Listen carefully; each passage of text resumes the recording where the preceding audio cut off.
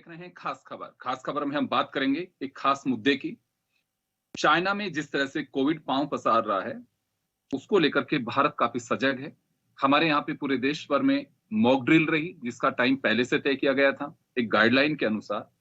तो उसी को लेकर हम चर्चा करेंगे। हमारे साथ वरिष्ठ फिजिशियन डॉक्टर रमन शर्मा साहब हैं।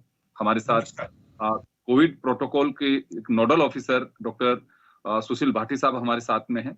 हमारे साथ विजय सिंह जी फौजदार जयपुर CMHO हमारे साथ जुड़े हुए हैं और डॉक्टर PR गुप्ता साहब हमारे साथ जुड़ रहे हैं। सभी का स्वागत है। मैं रमन सर आपके पास आना चाहूंगा। पहले तो क्योंकि दर्शकों के बीच मॉक ड्रिल जनरली ये होता है कि कहीं पे कोई बड़ा हादसा हो तो कैसे निपटा जाएगा, लेकिन ये एक मेडिकल मॉक ड्रिल पहले भी कभी हुई होगी सर इस तरह की। वो दर्शक एक बार जानना चाहते हैं कि किस तरह की मॉक ड्रिल चाह रही थी गवर्नमेंट और क्या कुछ हुआ इसमें। देखिए, मॉक ड्रिल का ये मतलब है कि पहले से जो तैयारी की गई थी उसमें से जरा उसको फर्निश करना है अपने को।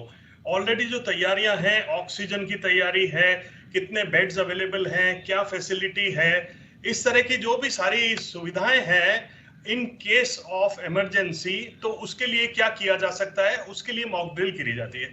जो एग्जिस्टिंग फैसिलिटी है उसी को थोड़ा सा स्ट्रीमलाइन करना पड़ता है, उसी को पंप अप करना पड़ता है कि कहीं क्या लैकुना है।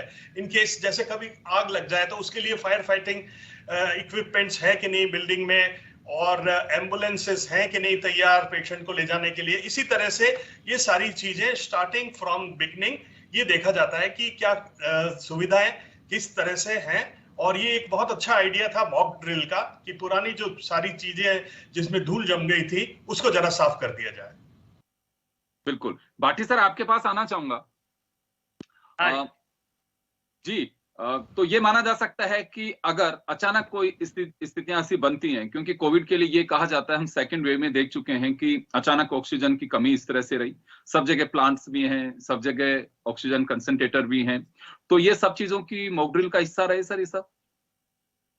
हाँ, आज जो SMS चिकित्सालय में जो मॉक ड्रिल रही उसमें प्रशासन के साथ मिलकर अपने जितने भी ऑक्सीजन प्लांट्स हैं उनका निरीक्षण किया गया। अपने जो आइसोलेशन और ऑब्जर्वेशन वार्ड कोविड को देखते हुए जो बनाया गया उसका ऑब्जर्वेशन किया गया। साथ ही इन केस जो सीरियस मरीज यहाँ भर्ती हैं जिनको कभी ICU की रिक्वायरमेंट है, जो कोविड पॉजिटिव हैं, उनके लिए जो कोविड का सेपरेट ICU का प्लानिंग जो है उसका निरीक्षण किया गया। वहां सभी वेंटिलेटर्स, ऑक्सीजन और जो भी रिक्वायरमेंट है उन सबको एक बार देखा गया। फिर लिक्विड ऑक्सीजन वाला प्लांट देखा गया। ऑक्सीजन के जितने भी प्लांट्स हैं जिसमें MGPS सिस्टम है प्लस PSA प्लांट्स और लिक्विड ऑक्सीजन, इन सबका एक बार निरीक्षण करके देखा गया कि आने वाले में अगर कोविड पेशेंट्स की संख्या बढ़ती है तो पिछली बार की जैसी कोई अपने पास कमी महसूस नहीं हुआ। उसे देखते हुए एक बार जितनी भी व्यवस्था है उनको दोबारा से निरीक्षण करके और सही स्थिति में रखने का प्रयास किया गया। कुछ छोटी कमियों को देख के अधिकांश सभी संतोषपूर्ण स्थिति थी और आने वाले किसी भी स्थिति के लिए अभी SMA पूरी तरह से तैयार है। बिल्कुल, निश्चित रूप से सर। और सबसे बड़ी बात यही है कि क्योंकि हम दर्शक जो हमें देख रहे हैं उनसे हम गुजारिश भी करेंगे कि आप खुद सबसे बड़ी मॉक ड्रिल हैं। आप अपने मास्क को वियर करें। अगर कहीं भी भीड़ भड़के में जा रहे हैं आपको चिंता करने की कोई आवश्यकता नहीं है। लगातार सरकार आपसे यही कह रहे हैं कि घबराने की कोई बात नहीं है, लेकिन आपको सजग रहने की आवश्यकता है। और हमारे जो आज गेस्ट हैं तमाम डॉक्टर्स हैं और ये एक पीक टाइम होता है पेशेंट से मिलने का भी, देखने का भी, हॉस्पिटल में जो एडमिट होते हैं उनकी क्वेरीज क्या हैं वो बताने का सारा। सिर्फ इसी वजह से आपके लिए हम आज जोड़ रहे हैं डॉक्टर्स को कि आप जो मॉक ड्रिल है उसको लेकर के हम चौराहे पे चर्चा सुन रहे थे कि मॉक ड्रिल हॉस्पिटल में कैसे हुई, क्या कोई एम्बुलेंस आएगी जिसमें कोई सीरियस पेशेंट होगा, क्या उसको लेके जाएंगे, ऑक्सीजन प्लांट तक कैसे होगा, सारी चीजें ये सब एक दुरुस्त करने की बात है। और मॉक ड्रिल का एक हिस्सा यही रही जो मैं समझ पा रहा हूं और जो डॉक्टर साहब बता रहे हैं कि हम उन तमाम चीजों को जिसकी रिक्वायरमेंट हो सकती है ऐसी स्थिति में, आपात स्थिति अगर कोविड की बनती है तो हम कैसे उससे निपट सकते हैं, डॉक्टर्स कैसे अपने आप को दुरुस्त कर पाएंगे, अगर कहीं कोई कमी है तो उस वक्त हम ऐसा नहीं करें, यही मॉक ड्रिल का हिस्सा होता है। फौजदार सर आपके पास आना चाहूंगा, आप जयपुर CMHO भी हैं। इस प्रोसेस को लेकर के सर क्या स्थिति रही? ये कंटिन्यू रखने का है कि एक दिन में सारी चीजें दुरुस्त करके भी इसकी रिपोर्ट सबमिट करनी है?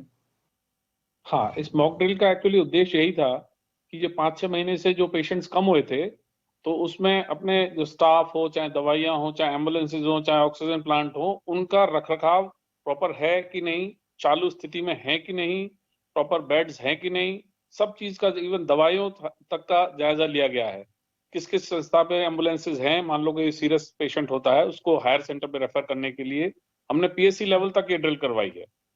इसमें सारी चीजें आ गई हैं, सबको, सब डॉक्टर्स को, सब इंचार्जेस को, सब ब्लॉक सीएमएचओस को, सब डिप्टीज को निर्देश भी दिए गए हैं कि जब भी मौका मिले संस्थाओं को चेक करें। आज कलेक्टर साहब ने भी दौरा किया है, वहां उन्होंने कहा सभी स्थिति ठीक पाई है। और इवन हमारे जो बड़े अस्पताल हैं, जिले के एसएमएस हैं और भी जो आरजीएचएस का है जो हॉस्पिटल, सब पूरी तरह तैयार है और किसी भी स्थिति से निपटने के लिए जिला तैयार है। गुप्ता सर, पहले भी कभी ऐसी मॉक ड्रिल्स हुई हैं? आपका लंबा एक्सपीरियंस है। मेरे ख्याल से मेडिकल इतिहास में तो ऐसी कोई मॉक ड्रिल का मुझे ध्यान नहीं है, लेकिन मॉक ड्रिल्स जो है उसके पीछे एक साइंस है। साइंस यह है कि कोई भी पेंडेमिक यदि आता है, जो कि हमारे देश में आमतौर पर 100 साल बाद में आया है, तो मॉक ड्रिल के बाद में ये जो पेंडेमिक आते हैं उसके बाद में एक इवेंट होता है जिसको हम पेंडेमिक फटीग बोलते हैं। और पेंडेमिक फटीग में जहां जनमानस में थोड़ी सी लापरवाही हो जाती है, उसी तरह प्रशासन में भी और थोड़ी सी ढिलाई आ जाती है। उसी ढिलाई को चेक करने के लिए, एक किसी की लापरवाही नहीं कह सकते आप, ढिलाई कह सकते हो, उसी ढिलाई को चुस्त दुरुस्त करने के लिए मॉक ड्रिल का सहारा लिया जाता है। इसमें यह चेक किया जाता है कि प्रशासनिक तौर पर हम किसी भी जो दुर्घटना है उसका हम उसकी से करने के लिए तैयारी है। हालांकि जो वर्तमान स्थिति है उसमें इंडोर की कोई इमरजेंसी आने की संभावना कम है, आउटडोर के मरीज बढ़ सकते हैं। अनटिल अनलेस कोई बहुत सीरियस वेरिएंट ना आ जाए तब तक, अब तक की जो संभावना है वो आउटडोर में भीड़ बढ़ने की हो सकती है। इंडोर में पहले जैसी भयावता वाला पेंडेमिक ये वेव नहीं आएगी, लेकिन फिर भी हम प्रशासनिक तौर से पूरी तरह तैयार रहें, इसलिए मॉक ड्रिल की जाती है कि जो प्रशासनिक ढिलाई आ जाती है, चाहे उसमें प्रशासन देखने वाले हों, चाहे चिकित्सक हों, चाहे पैरामेडिकल स्टाफ हो, चाहे हमारा इंफ्रास्ट्रक्चर हो, चाहे अपना इंस्ट्रूमेंट्स हो, अपने दवाइयां वगैरह की व्यवस्था हो, इन सब चीजों को चुस्त दुरुस्त करने के लिए, उनको देखने के लिए एक तरह से मतलब जो मॉक ड्रिल की जाती है। जी बिल्कुल। रमन सर, जैसे अभी पीआर गुप्ता सर कह रहे हैं कि पेंडेमिक के बाद में ऐसी कुछ संभावनाएं रहती हैं की जाती होगी, जैसे स्वाइन फ्लू भी पहले आया। मैं जो सोच पाता हूँ, आई थिंक ये भी मॉक ड्रिल का हिस्सा कह सकते हैं। हम आइसोलेशन वार्ड्स तैयार करते हैं या इक्विपमेंट्स को रेडी करते हैं। सेमी ये हो सकता है कि राष्ट्रव्यापी पहली बार इस तरह की मॉक ड्रिल होगी, ऑल स्टेट्स में और सभी जगह इस तरह से किया गया। पर ये छोटी मोटी तो आप लोग हमेशा ही रखते होंगे कि कभी भी कहीं मौसमी बीमारियां भी होती हैं कि हम ऐसे कैसे दुरुस्त रख सकते हैं। ये बिल्कुल सही कहा, मॉक ड्रिल इसको नाम दिया गया है। बाकी जैसे पूरी जो पुरानी वेव्स थी, कोविड की वेव थी या स्वाइन फ्लू की जो H1N1 इन्फ्लुएंजा वेव आई थी पेंडेमिक के बाद, उसके बाद एपिडेमिक हो गया था, तो ये हर तरह से तैयारी है। इसको एक साथ देश में करने का, हर सिटी में करने का, और हर जैसे डॉक्टर साहब ने बताया कि पीएचसी पे करने का, उस लेवल पे करने का ये पहली बारी हुआ है। बट तैयारियों की दुरुस्त तैयारियां हैं कि नहीं, ये शुरू से देखा जाता रहा है। जैसे वेंटिलेटर की जरूरत तो इन्फ्लुएंजा में भी पड़ी थी, H1N1 जो इन्फ्लुएंजा आया था उसमें भी पड़ी थी, तब से तैयारियां हुई हैं। और अभी जब कोविड के बाद हमने इतना ज्यादा सीख लिया है, अपने ज्यादा जगह जगह जाके इंस्पेक्शन किया गया है गवर्नमेंट की टीम द्वारा। पूरी टीम जाती थी यहाँ से, सारे मेडिकल कॉलेजेस का इंस्पेक्शन हुआ है, इवन डिस्ट्रिक्ट हॉस्पिटल्स जो कि अब मेडिकल कॉलेज में कन्वर्ट हो गए हैं, वहां जाके सुचारू रूप से जो ऑक्सीजन है, तो डॉक्टर भाटी वगैरह हम लोग सब लोग टीम में जाके इवन दूर दराज के एरियाज में सारा देख के आए हैं कि आईसीयू बेड है कि नहीं, वेंटिलेटर फंक्शनिंग है कि नहीं, लिक्विड ऑक्सीजन प्लांट्स कैसा फंक्शन कर रहा है। तो इस तरह से इंफ्रास्ट्रक्चर जो अपने एक्सपीरियंस का था दूसरी वेव्स का, वो बहुत दुरुस्त हो गया है। तो मॉक ड्रिल एक नाम है, बट तैयारियां तो पूरी ही थी। आईसीयू बहुत अच्छे बन गए हैं डिस्ट्रिक्ट लेवल पे, और हर तरह से तैयारी पूर्ण है। बिल्कुल। भाटी सर, आपके पास आना चाहूंगा। अभी डॉक्टर रमन शर्मा साहब कह रहे हैं कि हम लोगों ने पहले, आई थिंक जो मॉक ड्रिल करवाई भी गई है, पहले जिस दौर से हम गुजर चुके हैं वो प्रैक्टिकली हम सब लोगों ने देखा है तो मुझे लगता है कि वो एक्सपीरियंस इस मॉक ड्रिल में काफी कारगर रहा होगा। आप लोगों को तो एक्सपीरियंस भी रहा कि हाँ क्या चीज उस वक्त रिक्वायरमेंट थी और आज वो है कि नहीं, हमारे पास में नहीं है, तो उसको हम कैसे पूरी कर सकते हैं। उसका बेनिफिट मिला है कुछ इसमें?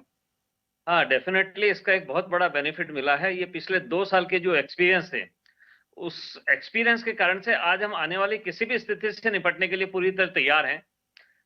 राजस्थान ही नहीं बल्कि पूरे देश भर में जो ऑक्सीजन की एक समय में कुछ किल्लत हुई थी, तो उसको सरकार के माध्यम से पूरी तरह से ध्यान में रखा गया था और आज हम इस स्थिति में हैं।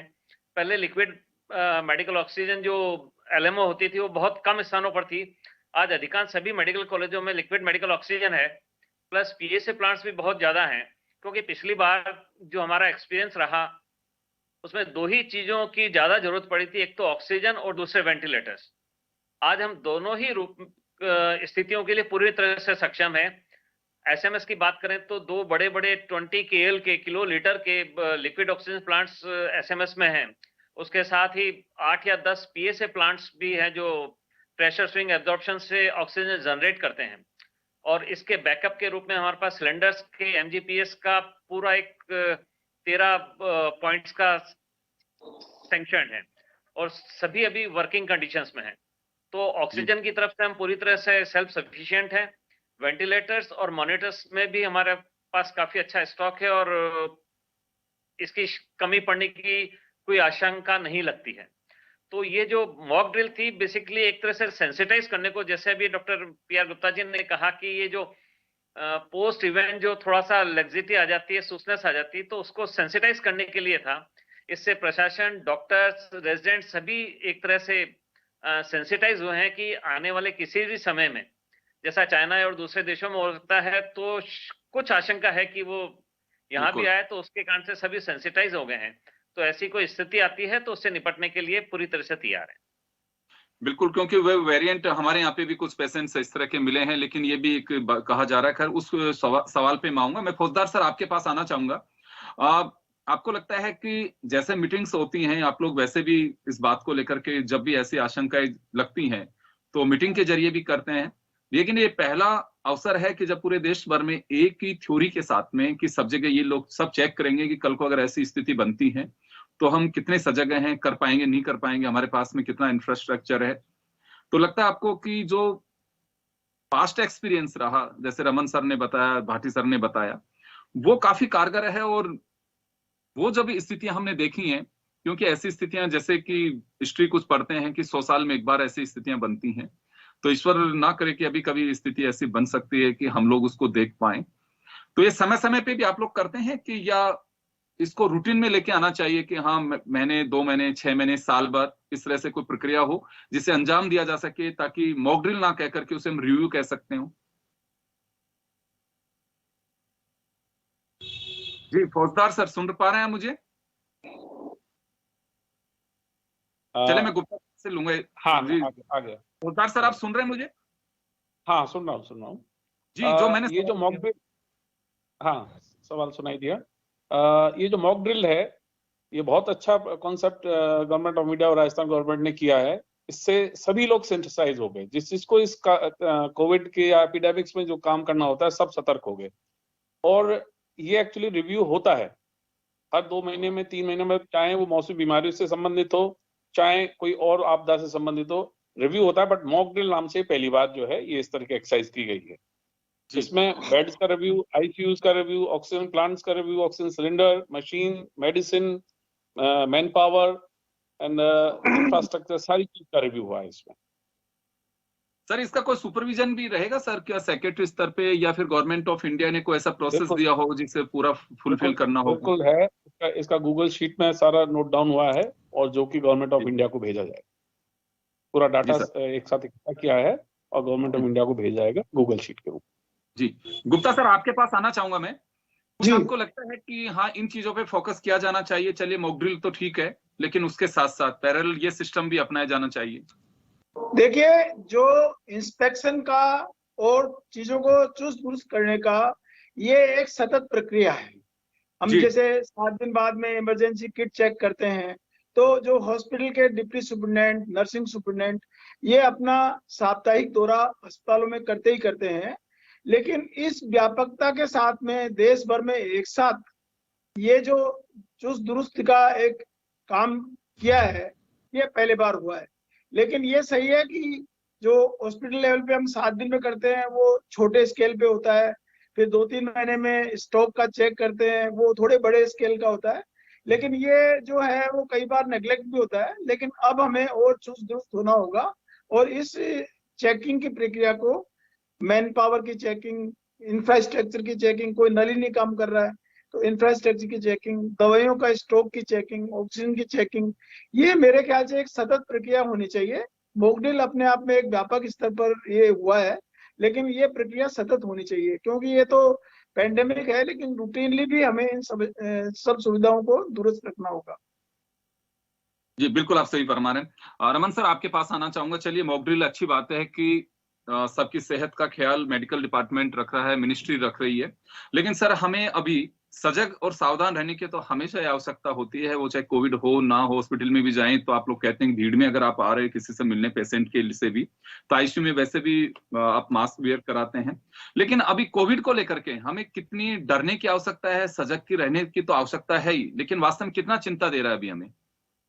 देखिए, थोड़ी चिंता तो होनी ही चाहिए क्योंकि जिस हिसाब से चाइना में स्प्रेड हुआ है, एकदम एक्सप्लोसिव आउटब्रेक हुआ है वहां पे।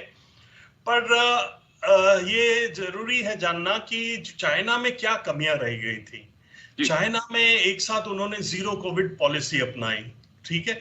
अपने यहाँ इस तरह से नहीं था, तो 0 कोविड अपनाने से क्या हर्ड इम्यूनिटी बिल्कुल नहीं डेवलप हो पाई, एक्सपोज हुआ ही नहीं सब क्लिनिकल लेवल पे। और ये उसी तरह से काम कर रहा है चाइना में। अगर उनके फिगर्स बिल्कुल दुरुस्त है तो वहाँ मॉर्टेलिटी भी काफी सिग्निफिकेंट है जिस हिसाब से बताया जा रहा है। तो नंबर ऑफ केसेस जो बढ़े हैं और मॉर्टेलिटी बढ़ी है, तो ये जैसे अपना पुराना सेकेंड वेव में काम कर रहा था वायरस, वैसे ये ओमिक्रॉन वेरिएंट जो है, नया वाला वेरिएंट, वो इस तरह से उनके पर भारी पड़ रहा है क्योंकि हर्ड इम्यूनिटी एक्सपोजर नहीं हुआ। बिल्कुल, तो एक बड़ा कारण रहा, इस वजह से ज्यादा वहां पे स्प्रेड हो रहा है। और एक चिंता भी इसी वजह से है कि वहां की जो तस्वीर देखते हैं, क्योंकि हम यूं कहें कि एक उद्गम स्थल इस बीमारी का है वो चाइना है, वहीं से जब निकल रही है। जी सर, कंटिन्यू सर। शायद चलिए, कुछ टेक्निकल, सर के यहाँ कुछ टेक्निकल, सर कंटिन्यू करिए सर। चलिए, मैं भाटी सर के पास में जाना चाहूंगा। सर, अभी कुछ इस तरह की गाइडलाइन या इंटरनली मेडिकल कुछ गाइडलाइन वगैरह है कि हाँ इतना सजग रहने की आवश्यकता है, इस तरह से फोकस रखना चाहिए, जैसे अभी सर बता रहे थे, रमन सर? नहीं, अभी क्लियर ऐसी गाइडलाइंस तो नहीं आई हैं, लेकिन जैसा सेंट्रल गवर्नमेंट ने कहा है और इस राजस्थान गवर्नमेंट भी इसके बारे में चिंतित है। और जैसा अभी डॉक्टर रमन सर ने बोला है कि हमें डरने की नहीं लेकिन चिंता रखने की जरूर आवश्यकता है। हम, और खासकर मैं ये कहना चाहूंगा कि कुछ चीजें जो हमसे छूट गई थी, जो बहुत आवश्यक हैं, जिसमें हैंड हाइजीन है, मास्क है, सोशल डिस्टेंसिंग है, इस चीज को हम अभी से ही वापस व्यापक स्तर पर शुरू करने की आवश्यकता है, ताकि अगर ये लो लेवल पे भी आता है और कम सीरियस के साथ भी आता है तो भी ये ज्यादा स्प्रेड नहीं हो। तो ये इस चीज को ध्यान में रखना बहुत जरूरी है और इसके लिए गाइडलाइंस भी आ रही हैं। और जैसे जैसे समय बढ़ेगा और कुछ केसेस बढ़ेंगे तो आने वाले समय में सरकार की तरफ से भी गाइडलाइंस पे जारी की जाएगी।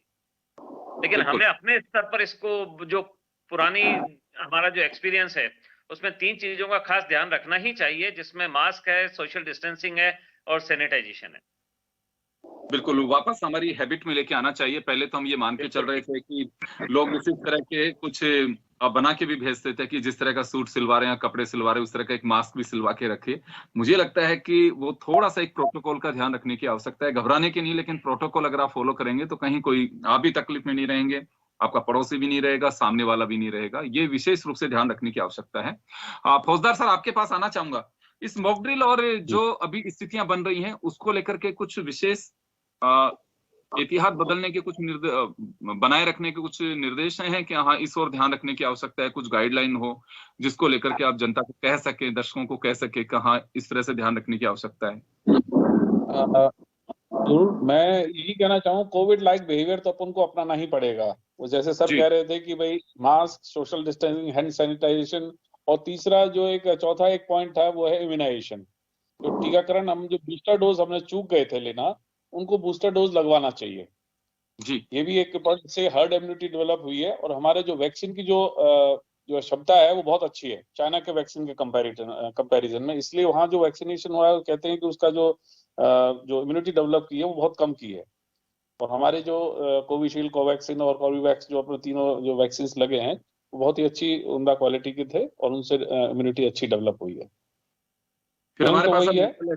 नेजल स्प्रे भी है, तो उसका भी मुझे लग रहा है कोई बेनिफिट मिलेगा। हाँ बिल्कुल। गुप्ता सर, आपके पास आना चाहूंगा मैं। अभी हम लोग कोविड को लेकर चिंता जाहिर कर रहे हैं कि हमें कितना सावधान या डर, चिंता की आवश्यकता है, तो उसको लेकर मैं आपसे जानना चाहूंगा कि हाँ, सर्दी का टाइम है ये, लोग वैसे तो खैर सजग रहना चाहिए क्योंकि खांसी, जुकाम, सर्दी ये बहुत ज्यादा चल रहा है, वायरल चल रहा है, तो इसमें टेस्टिंग पे कुछ विशेष फोकस रखने की आवश्यकता है सर? देखिए, पहली बात तो यह है कि हम चाइना से काफी अलग हैं। जैसे जी रमन सर। साहब ने बताया कि हमारे यहाँ हर्ड इम्यूनिटी काफी है, चाइना की जीरो कोविड पॉलिसी की वजह से वो हर्ड इम्यूनिटी वहाँ डेवलप नहीं हो पाई। दूसरा, जैसे अभी फौजदार साहब ने बताया, चाइना का जो वैक्सीन है वो बहुत पुअर क्वालिटी का है एज कम्पेयर टू आवर्स। तीसरा, वो लेवल ऑफ वैक्सीनेशन है, जो मतलब जैसे 90% दो वैक्सीन की डोज हम ले चुके हैं, करीब एक वैक्सीन की तो करीब 100% से है, और बूस्टर डोज निश्चित तौर पर पूरी नहीं हो पाई है। तो इस बारे में यह है कि बूस्टर डोज एक जो जिन्होंने नहीं ली है, शायद वो समय आ गया है कि बूस्टर डोज हम ले लें। अब यह है कि जहां तक ये बातें हैं, उस वजह से हमें डरने की तो बिल्कुल भी आवश्यकता नहीं। आम जनता को डरना तो इससे बिल्कुल भी नहीं चाहिए, लेकिन एक चीज का ध्यान रहे कि हम इतने सतर्क जरूर हों, लापरवाह ना हो जाए कि हमें लॉकडाउन लगाना पड़े, हमारा रोज का कार्य व्यतीत हो, इंडस्ट्री का काम बंद हो, व्यापार बंद हो, इससे हम कहीं के नहीं रहेंगे। इसलिए सतर्क रहना तो बहुत जरूरी है। और जो मेन सतर्कता हमारे को बरतनी है, जनमानस को बरतनी है, वो एक, मास्क का इस्तेमाल तुरंत चालू कर दीजिए, और जहां तक हो सके भीड़ भाड़ में न जाएं। भीड़ भाड़ में जाने से भी इसमें प्रॉब्लम आएगी, और मास्क न लगाने से भी इसमें प्रॉब्लम आएगी। और एक के मास्क लगाने से ज्यादा फायदा नहीं होगा, सभी मास्क लगाएं तो ज्यादा फायदा होगा। जो कोविड की चेन है उसको रोकने में तभी हम कामयाब होंगे। और इसका एक जो इनडायरेक्ट फायदा है वो यह है कि यदि हम कोविड को फैलने से रोकेंगे तो वेरिएंट आने की संभावना नगण्य हो जाएगी। इसलिए सतर्क रहें, डरे नहीं। बिल्कुल सही बात कह रहे हैं आप कि डरने की आवश्यकता नहीं, इसमें सतर्क और सजग रहने की आवश्यकता है। वही आपके लिए सबसे बड़ा प्रोटोकॉल है, और वही बचाव का एक सबसे बड़ा, ये कहूंगा कि एक रास्ता होता है। हम तबाही देख चुके हैं सेकेंड वेव के दौरान, फर्स्ट में थोड़ी प्रॉब्लम रही, लेकिन अभी भी सावधान रहने की आवश्यकता नहीं है, डरने की नहीं। तमाम विशेषज्ञ यही कहते हैं कि आपको सावधान रहने की आवश्यकता। मॉक ड्रिल जो की गई है वो आपको डराने के लिए नहीं है, वो भी सबसे बड़ा कारण यही है कि आपके लिए जो इंफ्रास्ट्रक्चर बना हुआ है स्टेट्स में और यूनियन गवर्नमेंट के माध्यम से, वो कितना तैयार है, अगर किसी भी आपात स्थिति से निपटने के लिए हम कितने रेडी हैं। तो जो परखी गई हैं 8 तरह की चीजें, जो जानकारी मिल पा रही हैं, वो बिल्कुल बहुत अच्छे से हैं, दुरुस्त हैं, और ईश्वर ना करे कि ऐसे हालात बने। मॉक ड्रिल तक ही रहे ठीक है, लेकिन वो सब डिपेंड करता है पब्लिक बिहेवियर पर। आप अगर सब सजग रहेंगे, मास्क वेयर करेंगे, तो मुझे लगता है कि तमाम चीजों की आवश्यकता नहीं पड़ेगी। और हम वैक्सीनेट हैं, जैसे अभी डॉक्टर साहब बता रहे थे कि हमारे यहाँ पे हर्ड इम्यूनिटी और तमाम चीजें हैं, हम उससे जीरो कोविड पॉलिसी उनकी हमारे ओपन भी रहा, धीरे धीरे कोविड निकल भी गया, तो तमाम जो चीजें हमारे लिए एक रक्षा कवच की तरह काम कर रही हैं। चलिए सर, आपका समय जन टीवी के लिए बहुत बहुत आप लोगों को शुक्रिया जो आपने दिया, और दर्शकों का भी शुक्रिया। आज खबर में इतना ही, दीजिए इजाजत, नमस्कार। नमस्कार।